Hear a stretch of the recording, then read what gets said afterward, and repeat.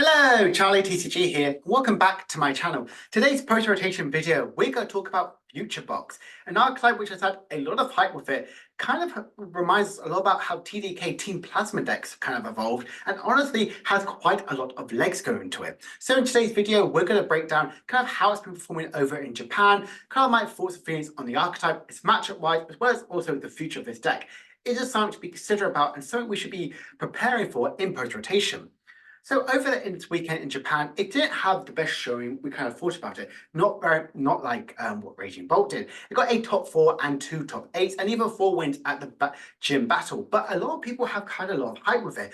Miraidon has one of the best energy acceleration attacks by doing 40 damage and energy accelerating from the deck to any of your Pokemon any way you like. That is incredibly powerful. You team up with the likes of Iron Crown, do additional more damage. This deck is an absolute powerhouse of an archetype. Now, it does rack up damage very fast and sets up a ton of attackers from this one, but a lot of their decks are kind of a very weak base output. Miraidon has 40, but obviously can ramp up to do 140 if you have 4 Iron Crowns out plus the tool factor. Heck, even the likes of Iron Hands can do pretty good as well, getting over that 200 damage, which honestly could be very, very strong. But having very, very weak sort of base output kind of can put this deck a little bit on that sort of back burner. But let's break down my archetype right now. So we play 3 copies of that baby Miraidon. I just think it's so good because it is that energy accelerator one. It's a catalyst to how this deck can work out. 40 damage plus the energy accelerator one. You have the likes of a Iron Crown and the Future Booster energy capture on one. 2 Iron Crown plus this additional 60, 100 damage for 1 energy. Energy accelerate 2 energy to any of your Pokemon in the way you like. Yes, please, that is super good. Our big other attacking options are Miraidon EX. I actually really like this card. I think it's very, very strong. 60 plus 100 more if the opponent's active Pokemon has any damage counters on it. But we're using its secondary attack, 220, and the can't attack. This is basically Miraidon EX, which we're used to, but as a future version for additional psychic energy. This is very, very powerful because if you have at least 3 Iron Crowns out there, you're doing 60 more damage. That's 200. 60 more damage, 280. The Future Beast energy capture is 300. You have 4 outplay. You can one-hit KO a Gardevoir by doing 330 HP. Damage, sorry. It's a lot to ask for, but honestly, it can work with this one. Iron Hands, I think, is also very, very powerful. Doing that 120 damage amp you very much, can ramp up to do nearly 200 damage from some Iron Crowns and Future Beast energy capsule. I think it's very, very powerful. Iron Valiant, I thought was probably the most best for as an attacking option for attacking bits of additional 2 damage counters on any of your opponent's Pokemon in any way you like. But also its only base output is 200. So that's why I think Miraidon EX is a little bit stronger, but still a very good inclusion in this deck. Keep mentioning Iron Crowns. We do play a full 4 of these ones. I think that Cobalt Commander is such a good attacking option. And it's sort of boosting your attacking option as well. And the attack does 50 damage to 2 of your opponent's Pokemon and doesn't affect it by anything. In theory, that does go through Charizard Terra type, so definitely something to be considered about as well. And the rest of our support, we have 1 Squawkabilly and 1 Mew. Mew for that draw factor, that reset attack. Obviously, you're not using that for its abilities. The attack. Not the attack, but using it for its ability, and Squawkabilly for that early games for that energy acceleration option you really do require. You can put energy in discard pile to work well, reboot pod, but also you can use that for that energy, kind of like getting it through your deck as quick as possible. I mentioned that before, we do play a reboot pod as our aspec of choice, which is basically attach an energy, 1 energy from your discard pile to each of your future Pokemon you have in play. This is a way to you can potentially get Iron Hands, Miraidon EX, Iron Valiant attacks out very, very quick and easy. I really love this one. It just is that energy acceleration that this deck really does require. What we've kind of seen ancient Pokemon see for a while. Having this is a very, very strong ace spec. The rest of our item cards, we play 2 Earthen Vessel, 2 Super Rod, 2 Ultra Ball, 3 Switch cards, 4 Techno Radar, and 4 Nest Balls. The Earthen Vessel, I know is quite fun. It's a future archetype, but with an ancient card. We're using that one to get the energies you really require, which can work well with Squawkabilly for that discarding factor, the Ultra Ball as well, but also just good to get that energy you really required to get the attacks off. Super Rod as well, to constantly streamline our attackers. We do play a ton of one-offs, potentially Heavy Ball could be a good option as one, but in theory, in my testing, it's really not needed. Our searching cards, we do play 2 Ultra Ball, 4 Techno Radar, and 4 Nest Ball. Ultra Ball kind of like gets us any card we might potentially need, similar like to the Mew and the Squawkabilly. Techno Radar gets all of our future Pokemon for additional just discarding 1 card, and you get 2, which is super, super good. So I honestly think this deck is so powerful because of Techno Radar. Similar thing with Nest Ball, is just very, very good. We're all basic Pokemon, it works really well. 3 Switch cards as well, kind of like you do play a lot of cards and you have some Pokemon very, very high HP. Yes, Future Booster Capture Energy does give you free retreat, but in some decks like Blocklax, you're going to need that easy move out of the way. So that's why I think that switch card is really strong. Our support accounts, we do play 1 copy of Morty, 2 Boss's Orders, 3 Research, and 4 Ionos. Now you might go, Charlie, why are you playing a high account of Iono compared to Research? Well, we don't want to discard that many sort of factors of a card, but also we want to be very disruptive. Future, I feel like it's going to be that way where it's very finicky at times. You want to get out your energy acceleration, you want to power up your attacking options, but in theory, it might be like turn 2 or 3, which can really kind of put in that big pressure. So Iona can really disrupt your opponent, putting them on a little bit of the back burner by maybe even getting down to them having 5 to even 3 cards in hand. That can really slow them completely. That's where this deck can really capitalize on this one.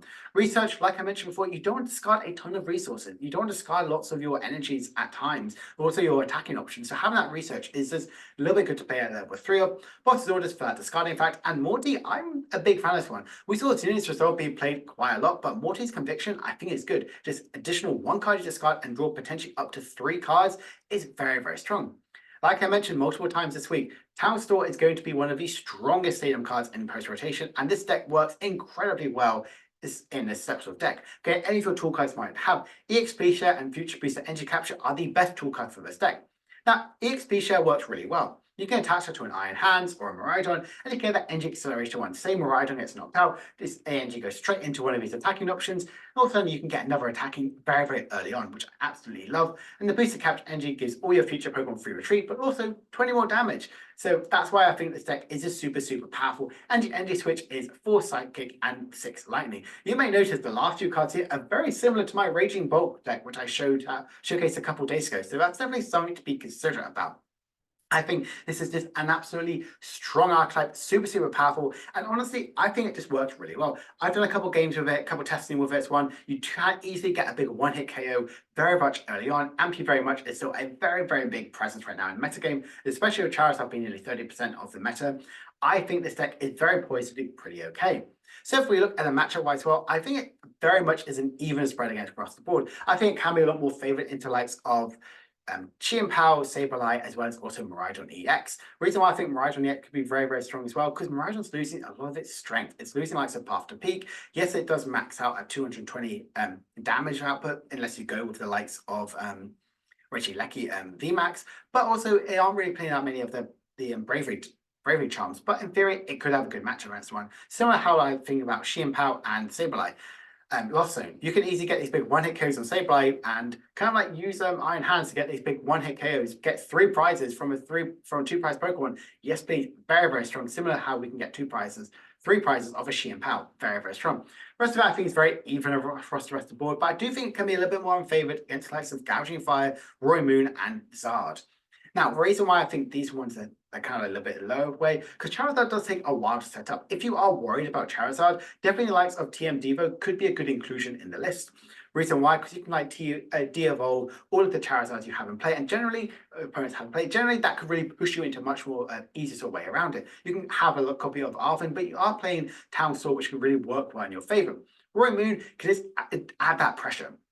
You can really add that pressure and kind of can become a little bit more scary by having these huge amount of HP, heck, even having nearly 300 HP by getting these big one-hit KOs very much early on in the game, and the deck can really struggle against the one. Similar how I think about Gouging Fire. It can do big one-hit KOs in pretty much anything, and also deal with these ton of damage and spread those sort of effects as well. I generally think it can come a little bit more unfavored. So that's honestly my thoughts and theories about this matchup-wise. I think it's a lot more even across the board. Even a lot of the favorites are like slightly favored a little bit. The unfavored, I think, are a little bit more like definitely the underfavored. If you are worried about the side, I think TM Devo is a really good inclusion. So finishing up, is this deck strong enough to really keep up with the metagame? We didn't see it perform as well over in the City League results on this first weekend. We still have an entire week to really kind of like cover about it in a couple of days' time. But is it just not that much sort of a base damage output? It needs too much to get that set up. I really like this archetype. I think the Cobalt Commander plus that Miraidon, it's just such a good inclusion. A single price Pokemon, energy acceleration, a ton of things going around the board, plus also doing these huge amount of damage output. It's just super, super good. And it's just an even spread against the meta enough will all these numbers increase? Do I think that this future box can actually keep up with the rest of the best of the meta game right now? I do think it has some legs to it. I think if we just look at this deck right now, it does have some legs to be one of the strongest decks right now. I think it maybe one more rotation could make this deck a lot stronger, but we've only had rotation for a couple of days now. We can't just rule out a deck straight away. I think it's like I mentioned with Rage Belt, it needs to take time to really think about it, how this deck is going to evolve. And honestly, this deck is very, very strong. A lot of legs with it. We're going to see how it goes in the Champions League in a couple of weeks' time, and also the City Leagues as well. So I hope you guys have enjoyed this video. If you have, please make sure to like, subscribe, and comment down below what other random attacker would you add as a future attacking option for Future Box. If you enjoyed it, please leave a like, and I'll see you guys later. Bye for now.